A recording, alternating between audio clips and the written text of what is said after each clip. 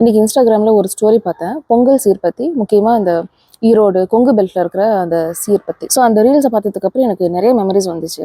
முக்கியமாக இந்த கொங்கு பெல்ட்டில் பார்த்தீங்கன்னா, இது ஒரு சீர் இல்லை, இந்த மாதிரி பலவிதமான சீர் இருக்குது.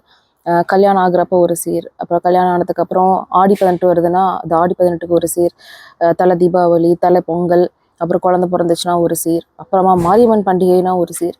இந்த மாதிரி வந்து எக்கச்சக்க சீர் வந்து இருக்குது. ஸோ சீர் வந்து நான் எப்படி பார்ப்பேன் அப்படின்னா, இன்லா சைடு வந்து அது ஒரு வரதட்சணை வந்து த்ரூ அவுட் தி இயர் வாங்கிட்டே இருக்கிறதுக்கான ஒரு ப்ராசஸ்.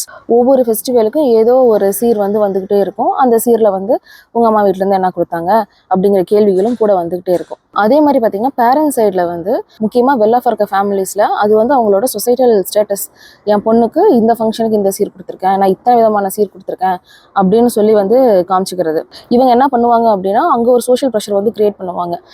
அவங்க பொண்ணுக்கு இதை பண்ணியிருக்கிறாங்க, அதனால நம்ம பொண்ணுக்கும் நம்ம பண்ணணும்ல அப்படின்னு சொல்லிட்டு அது மற்ற பேரண்ட்ஸ்க்கு வந்து அவங்களால முடியலைனாலும் கடன் வாங்கி பண்ண வேண்டிய நிலைமைக்கு வந்து தள்ளப்படுவாங்க. அதே மாதிரி இன்லா சைட்லையும் பார்த்தீங்கன்னா, அவங்க வீட்டில் அந்த பொண்ணு இதை வாங்கிட்டு வந்துச்சு, நீ ஏன் வாங்கிட்டு வரல அப்படிங்கிற கேள்விகள் வந்து வந்துக்கிட்டே இருக்கும். இது எல்லாத்த விட நான் எங்கே அது ஒரு மெயின் ஸ்கேமாக பார்க்குறேன் அப்படின்னா, ஒரு வீட்டில் 2 பொண்ணுங்க இருக்கிறாங்கிறப்போ அப்போ வந்து கொஞ்சம் ஸ்டோரி வேறு. ஏன்னா அந்த சொத்துக்கள் வந்து அந்த பொண்ணுங்களுக்கு தான் ஈக்குவலாக போகும். அதனால ஒரு சில வீட்டில் வந்து சீர்ஸ் பண்ணுவாங்க, ஒரு சில வீட்டில் வந்து என்ன பண்ணுவாங்கன்னா, சரி ஓகே எப்படியும் அந்த அப்பா அம்மாவுக்கு அப்புறம் இந்த சொத்தெல்லாம் அந்த பொண்ணுங்களுக்கு தானே அப்படின்னு சொல்லிட்டு இன்லாஸே கேட்காத வீடுகளாக நான் பார்த்துருக்குறேன். ஆனால் அதே பொண்ணும் பையனும் இருக்கிற ஃபேமிலியாக இருந்தால் இந்த பொண்ணுக்கு ஈக்குவலான ஷேர் தராமல் இருக்கிறதுக்கான கான்செப்ட் தான் சீராக நான் பார்க்குறேன்.